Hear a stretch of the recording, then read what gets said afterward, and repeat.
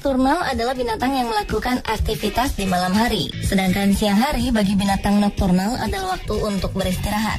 Nokturnalisi atau perilaku nokturnal yang dilakukan hewan mempunyai tujuan sebagai adaptasi untuk menghindari dan meningkatkan predasi atau proses mangsa-memangsa. Dengan menjadi hewan nokturnal, sebagian binatang berusaha menghindari diri dari para pemangsa atau predator. Selain itu, bagi sebagian jenis hewan lainnya, bermanfaat untuk meningkatkan kemampuan dalam memburu mangsa. Berikut beberapa perbandingan hewan-hewan nokturnal yang terhebat.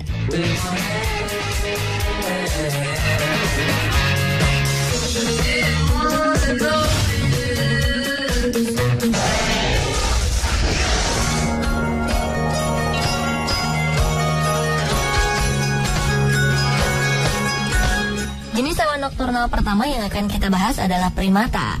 Sebagian primata memang ada yang hobinya berkeliaran pada malam hari. Contohnya tarsier dan loris. Tarsier adalah hewan kecil seukuran tupai yang termasuk primata nokturnal. Ditemukan di hutan hujan di Asia Tenggara, tarsier merupakan satu-satunya primata yang sepenuhnya menjadi predator di dunia. Hewan yang makanannya berupa kadal dan serangga ini bahkan dikenal bisa menangkap burung yang terbang di sekitar pohon. Matanya sangat besar, yang terbesar dari semua jenis mamalia. Untuk mengimbangi matanya yang besar, tarsier memiliki leher yang sangat fleksibel dan dapat memutar kepalanya 180 derajat. Tarsier memiliki penglihatan yang sangat tajam dan penglihatan malam yang luar biasa. Bahkan ada yang bilang mereka dapat melihat cahaya ultraviolet. Namun mereka tampaknya memiliki penglihatan yang kurang terhadap warna-warna, seperti halnya hewan nokturnal lain.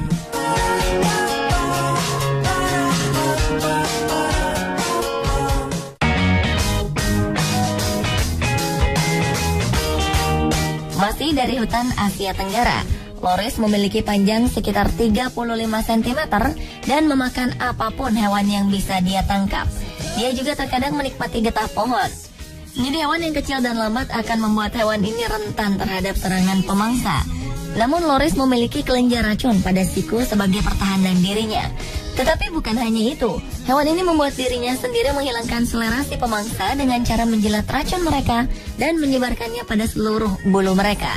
Betina loris juga menjelati racun mereka pada bayi sebelum meninggalkan bayi mereka untuk berburu. Ketika malam hari tiba, loris mulai melakukan aktivitasnya. Mereka bergerak dengan menggunakan 4 anggota tubuhnya. Pergerakan seperti ini disebut dengan quadrupedal, ke segala arah, baik itu pergerakan vertikal ataupun horizontal. Pada hewan-hewan yang hidup di penangkaran, mereka bergerak memanjat dan mengitari kandang. Tak jauh berbeda dengan kehidupannya di alam, loris yang hidup di penangkaran pun menciumi segala sesuatu yang ditemuinya, serta melakukan penandaan dengan urin.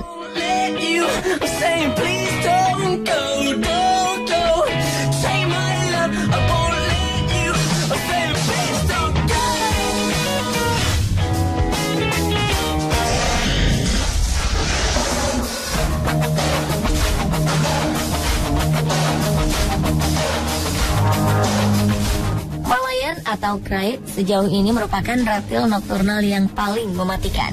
Ditemukan di seluruh Asia Tenggara dan Indonesia, 500% dari gigitan krait berakibat fatal. Krait bahkan berburu dan membunuh ular lainnya dan tega mengorbankan krait lainnya. Racun neurotoksin yang mereka miliki 16 kali lebih kuat daripada bisa kobra. Racun ini dengan cepat menyebabkan kelumpuhan otot dengan mencegah kemampuan ujung syaraf untuk mengirim pesan ke syaraf berikutnya. Untungnya, kasus gigitan dari krait jarang karena sifat nokturnal mereka. Mereka berkembang biak malam hari dan lebih agresif di bawah penutup gelap. Pada siang hari, ular yang panjangnya bisa mencapai 1,75 meter ini bergerak sangat lambat. Namun ketika tiba malam hari, mereka berubah menjadi sangat agresif. Kasus gigitan ular belang ini jarang sekali ditemukan di siang hari. Biasanya, ular ini menggigit orang yang sedang tidur di lantai rumah ketika malam hari. Jangan berani-berani memegang ular krait pada malam hari karena sangat mematikan.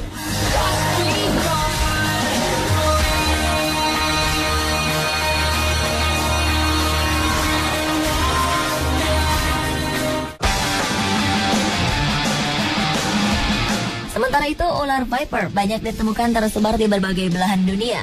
Viper adalah ular gesit yang beraktivitas di malam hari dan biasa keluar dari sarang setelah hujan reda.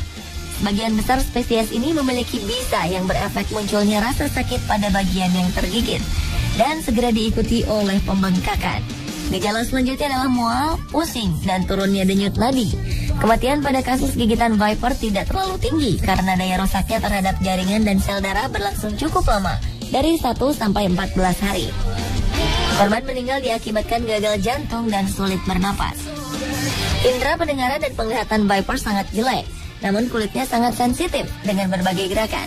Inilah sebabnya viper lebih berani bergerak di malam hari. Kebanyakan mangsanya akan melemah di malam hari karena cahaya yang kurang.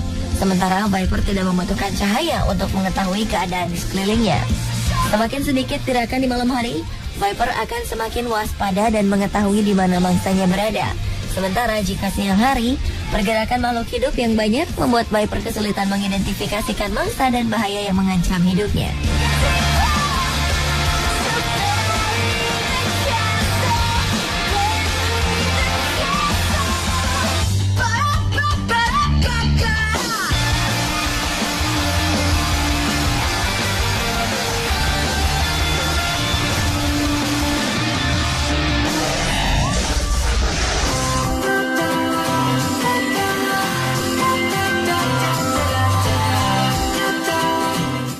Beberapa spesies burung ada yang hidup dan beraktivitas di malam hari, tidak hanya menghindari pemangsa.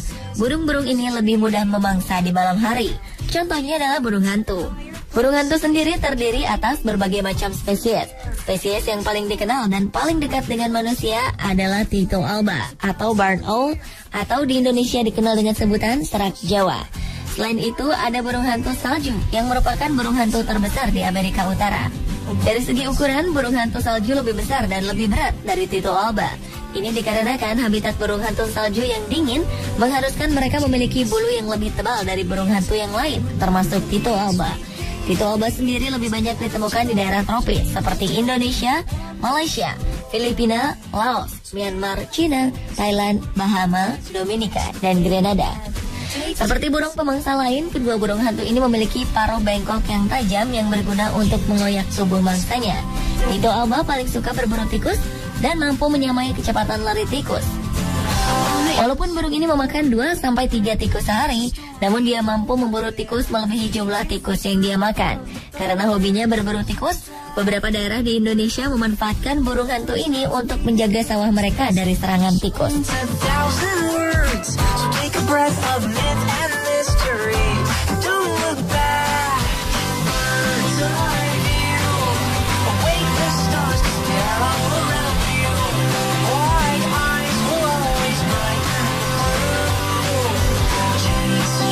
Burung hantu salju juga memakan tikus, tetapi dia juga memangsa hewan lain yang ukurannya lebih besar dari tikus. Misalnya tupai dan anjing padang rumput atau prairie dog. Burung hantu salju mampu membuka paruhnya sampai setinggi 5 cm sehingga mangsanya bisa ditelan bulat-bulat. Selain memangsa korban dengan mematahkan leher dan menelannya bulat-bulat, burung hantu salju juga pintar menerobos perangkap hewan buatan manusia dan memakan hewan yang terperangkap di sana. Kedua burung hantu ini memiliki kemampuan terbang tanpa bersuara, sehingga leluasa bergerak di malam hari. Mereka dapat memperkirakan jarak dan posisi mangsa di dalam kegelapan total. Hal ini bisa dilakukan karena indera pendengaran mereka yang cukup tajam. Di samping itu, burung hantu juga memiliki bulu-bulu di wajah yang digunakan untuk mengarahkan suara. Jadi, indera penglihatan burung hantu memang tidak maksimal dimanfaatkan, walau bentuk matanya besar. Pada siang hari, mereka akan tidur atau bersembunyi di pohon, batu karang, dan hutan bakau.